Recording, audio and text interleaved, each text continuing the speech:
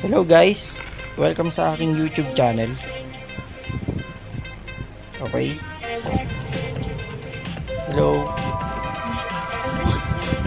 Ngayong araw, tuturo ko kung paano kumuha ng full option Dragon Armor Ancient. So, bibili tayo. Dalawang klase po ito. Itong Ancient 2 is for Vicious. At itong Ancient 1 naman is for Hayon. So, ang gagawin natin is Vicious. Kaya bili tayo ng Ancient 2. Ayan. Gawa muna natin dito. Then, bili tayo ng Excellent Jewels. Para yung paggawa natin ng option ng Excellent. So, tara, bili tayo ng normal armor ng dragon. Dito sa nagmamartilyo. Yan. Bali, hindi excellent ang bibili yung normal. Pero pwede rin excellent. Lalagyan nyo lang ng option. So, dragon normal.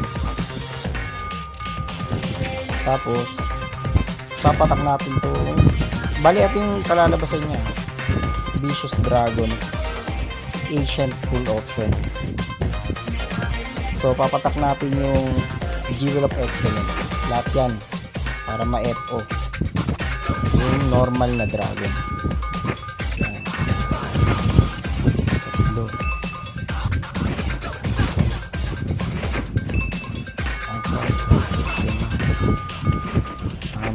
Bali, 6 lang yung option ng excellent. So, ayan.